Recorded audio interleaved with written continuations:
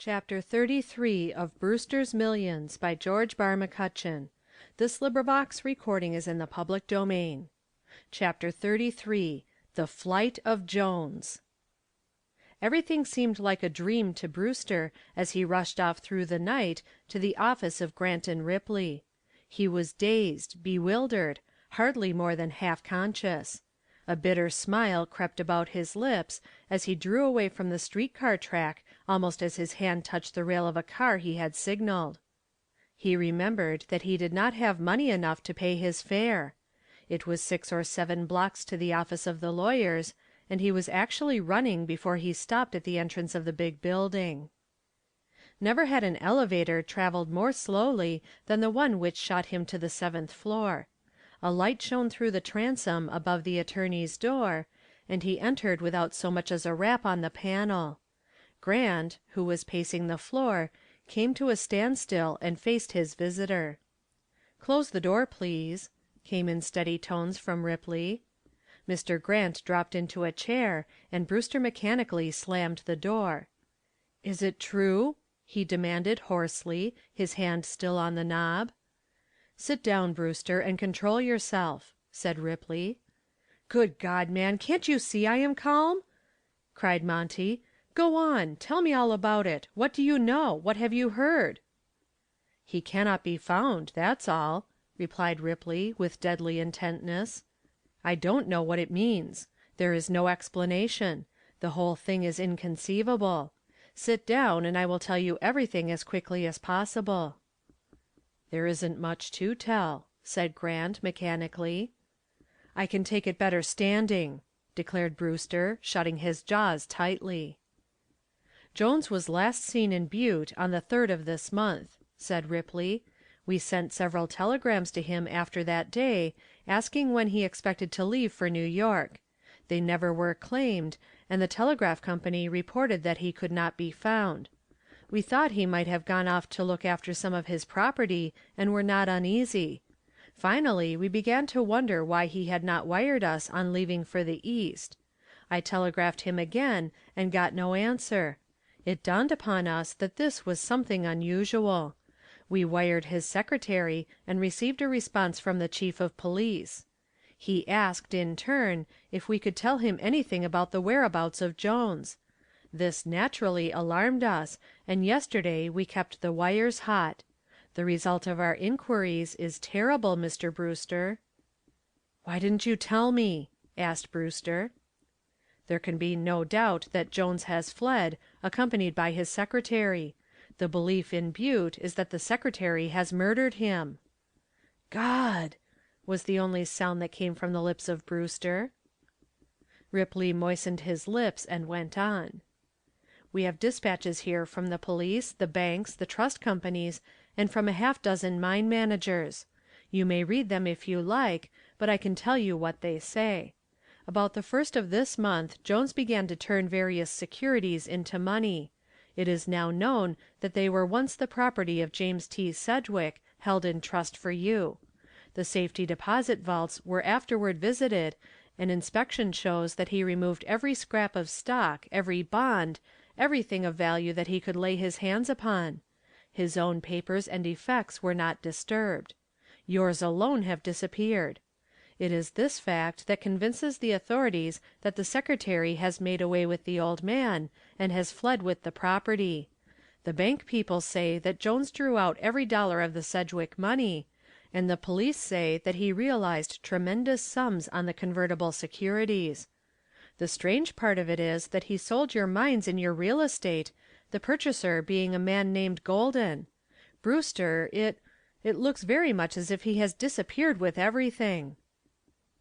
Brewster did not take his eyes from Ripley's face throughout the terrible speech. He did not move a fraction of an inch from the rigid position assumed at the beginning. "Is everything being done?" he asked mechanically. "The police are investigating. He is known to have started off into the mountains with this secretary on the 3rd of September. Neither has been seen since that day, so far as anyone knows. The earth seems to have swallowed them. The authorities are searching the mountains and are making every effort to find Jones or his body. He is known to be eccentric, and at first not much importance was attached to his actions. That is all we can tell you at present. There may be developments tomorrow. It looks bad, terribly bad. We had the utmost confidence in Jones. My God, I wish I could help you, my boy." "I don't blame you, gentlemen," said Brewster, bravely. "It is just my luck, that's all. Something told me all along that it wouldn't turn out right. I wasn't looking for this kind of end, though. My only fear was that Jones wouldn't consider me worthy to receive my fortune. It never occurred to me that he might prove to be the unworthy one." "I will take you a little farther into our confidence, Brewster," said Grant, slowly. "Mr. Jones notified us at the beginning that he would be governed largely in his decision by our opinion of your conduct. That is why we felt no hesitation in advising you to continue as you were going. While you were off at sea, we had many letters from him, all in that sarcastic vein of his, but in none of them did he offer a word of criticism. He seemed thoroughly satisfied with your methods. In fact, he once said he'd give $1 million of his own money if it would purchase your ability to spend 1/4 of it." "Well, he can have my experience free of charge. A beggar can't be a chooser, you know," said Brewster, bitterly. His color was gradually coming back. "What do they know about the secretary?" he asked, suddenly, intent and alive. "He was a new one, I understand, who came to Jones less than a year ago. Jones is said to have implicit faith in him," said Ripley. "And he disappeared at the same time?" "They were last seen together." "Then he has put an end to Jones!" cried Monty, excitedly. "It is as plain as day to me. Don't you see that he exerted some sort of influence over the old man, inducing him to get all this money together on some pretext or other, solely for the purpose of robbing him of the whole amount? Was ever anything more diabolical?" He began pacing the floor like an animal, nervously clasping and unclasping his hands. "We must catch that secretary. I don't believe Jones was dishonest. He has been duped by a clever scoundrel." "The strangest circumstance of all, Mr. Brewster, is that no such person as Golden, the purchaser of your properties, can be found. He is supposed to reside in Omaha, and it is known that he paid nearly $3,000,000 for the property that now stands in his name. He paid it to Mr. Jones in cash, too, and he paid every cent that the property is worth." "But he must be in existence somewhere," cried Brewster, in perplexity. "How the devil could he pay the money if he doesn't exist?" "I only know that no trace of the man can be found. They know nothing of him in Omaha," said Grant, helplessly. "So it has finally happened," said Brewster, but his excitement had dropped. "Well," he added, throwing himself into a deep chair, "it was always much too strange to be true. Even at the beginning it seemed like a dream, and now, well, now I am just awake, like the little boy after the fairy tale. I seem like a fool to have taken it so seriously." "There was no other way," protested Ripley. "You were quite right." "Well, after all," continued Brewster, and the voice was as of one in a dream, "perhaps it's as well to have been in Wonderland, even if you have to come down afterward to the ordinary world. I am foolish, perhaps, but even now I would not give it up." Then the thought of Peggy clutched him by the throat, and he stopped. After a moment he gathered himself together and rose. "Gentlemen," he said sharply, and his voice had changed, "I have had my fun, and this is the end of it. Down underneath I am desperately tired of the whole thing, and I give you my word that you will find me a different man tomorrow. I am going to buckle down to the real thing. I am going to prove that my grandfather's blood is in me. And I shall come out on top." Ripley was obviously moved as he replied, "I don't question it for a moment. You are made of the right stuff. I saw that long ago. You may count on us tomorrow for any amount you need." Grant endorsed the opinion. "I like your spirit, Brewster," he said.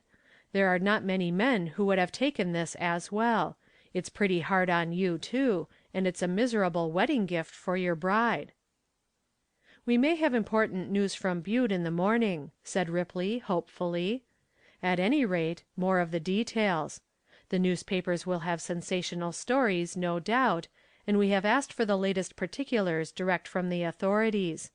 We'll see that things are properly investigated. Go home now, my boy, and go to bed. You will begin to morrow with good luck on your side, and you may be happy all your life, in spite of to night's depression." "I'm sure to be happy," said Brewster, simply. "The ceremony takes place at 7 o'clock, gentlemen. I was coming to your office at 9 on a little matter of business, but I fancy it won't after all be necessary for me to hurry. I'll drop in before noon, however, and get that money.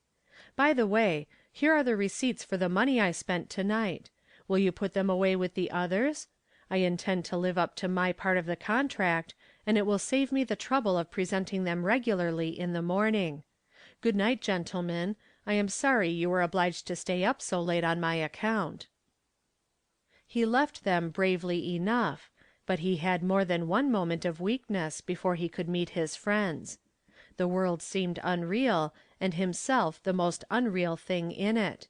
But the night air acted as a stimulant and helped him to call back his courage. When he entered the studio at 1 o'clock, he was prepared to redeem his promise to be the jolliest fellow of them all.